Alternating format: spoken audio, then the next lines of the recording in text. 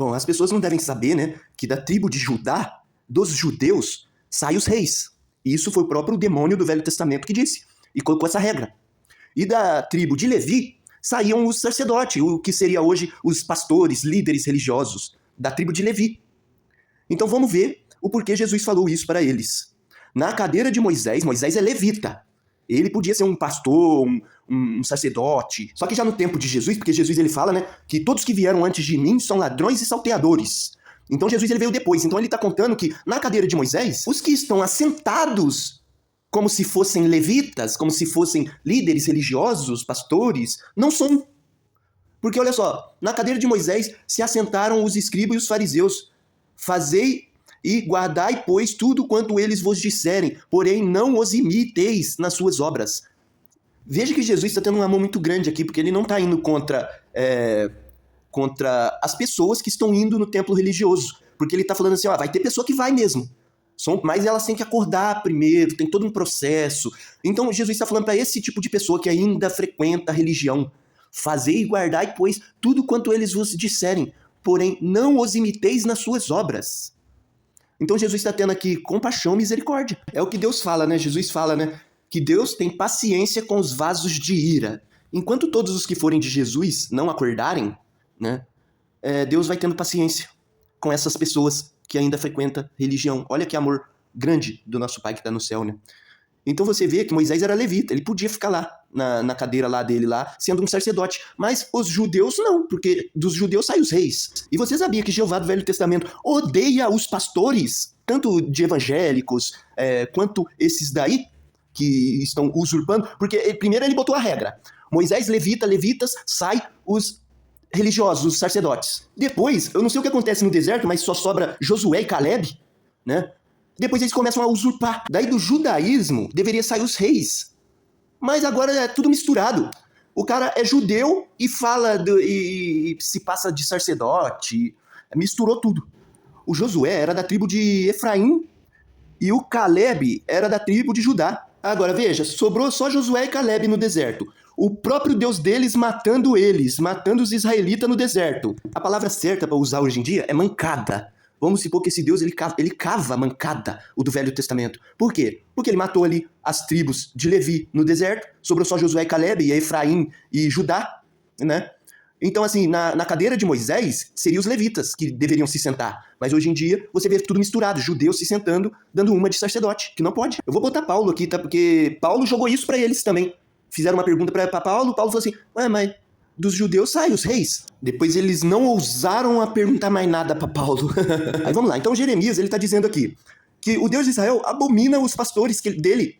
Mas aí temos um problema, porque ele mesmo levantou os pastores.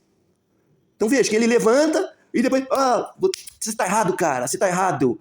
Então esse Deus de Israel, ele é como se fosse o próprio causador dos problemas das pessoas e depois ele mesmo vai lá cobrar, cara, as pessoas. Aí essas pessoas podem falar para ele assim, não, cara, não. Como é que você tá falando que você odeia pastores, cara? Se foi você mesmo que me levantou?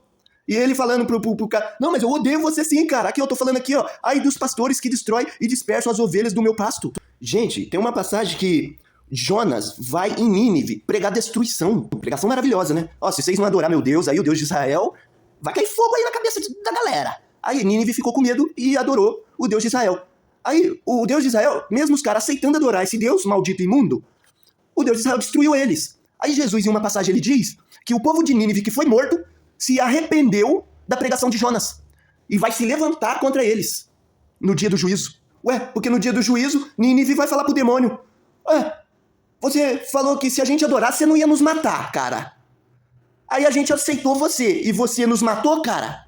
Por isso que Jesus fala que Nínive se arrependeu. Você já viu muitas pessoas falarem assim, né? Nossa, como é que tá perigoso, tá parecendo Sodoma. Nossa, né? Olha lá aquela festa, parece festa de Sodoma, né? Porque os líderes religiosos dizem pra você que Sodoma era um povo horroroso, né? Mas olha o que Jesus diz sobre Sodoma.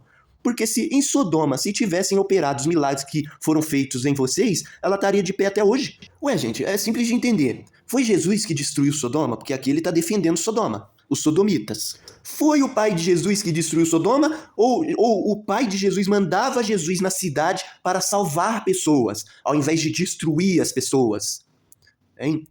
Então não foi Jesus nem Deus que destruiu Sodoma, gente. Fora que depois o Ló, ele transa com as próprias filhas, né? O Ló. E eles dizem que esse daí é o Deus verdadeiro, né? Eram os homens de Deus, né? Sendo que o cara engravidou as filhas. Fora que o Ló, ele também olha pra trás. Mas só a mulher de Ló vira estátua de sal. Ou seja, vamos tirar a mulher da jogada pro Ló ficar com as filhas. Foi tudo pensado, o demônio pensou. E quem vocês acham que eles adoram aí? O cara que engravida as próprias filhas ou não? A cidade inteira era maldita pro demônio, né? Aí o santo, o santo que o Jeová escolheu, que aquele homem era tão santo que merecia ser salvo do fogo, comete incesto com as próprias filhas lá. E o que Jeová, o Deus do Velho Testamento, ele faz? Ele julga depois o Ló, fala: Ló, você tava errado, cara, você engravidou suas próprias filhas. Não, foi ele que fez tudo acontecer pra acontecer aquela merda lá. Ele gostou do que viu acontecer lá. Quando Caim mata o seu irmão, o que ele faz? Ele cobra Caim, julga Caim, fala: Caim, você tava errado, cara, o que você fez? Ou ele fala que, vou te dar uma marca pra que ninguém mate você, Caim. Protegeu Caim. Ele protege Caim, protege os errados. Esse demônio, ele fala em Gênesis que a serpente era o animal mais astuto, tá? Mas ele não falou pros homens que os homens teriam domínio sobre todos os animais? Como é que ele faz uma besta, um animal, que é mais inteligente que os homens? Porque os homens foram enganados lá por essa besta que ele fez, por esse demônio que ele mandou lá enganar aquele povo. Mas ele mentiu de novo, porque ele fala que os homens que iam dominar os animais, como é que essa serpente que está dominando? Ele também fala que de toda árvore você poderá comer. Mas depois o homem come de uma árvore lá e é expulso do jardim. Você tá entendendo, gente? Que o próprio demônio arma cilada pra aquelas pessoas? Aí olha só, o demônio, ele diz assim, ó, de toda árvore do jardim você pode comer livremente, tá?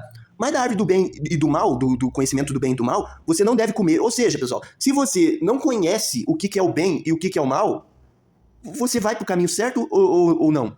Ou se chegar um demônio, vamos supor que você não sabe o que é o bem e o que é o mal. Você é uma criança. Aí chega alguém no seu ouvido e fala assim, vai lá, põe o dedo na tomada. Entendeu? Aí você não sabe o que é o bem e o que é o mal. Agora, é legal viver assim? Não saber o que é o mal que ele faz? É legal? Se você não soubesse o que é o bem, você seria salvo? Ele proibiu o homem de ficar no jardim. Jesus, o ladrão da cruz, Jesus, ele diz, hoje estará comigo no paraíso. O demônio, ele diz, para que o homem nunca mais tenha acesso à vida, à árvore da vida, e viva eternamente. Aí Jesus, ele vem e desfaz isso, levando as pessoas para o céu. Um não quer que você seja salvo, o outro quer te salvar. Ele não queria que você soubesse o que é o bem, cara, porque aí você poderia fazer qualquer coisa.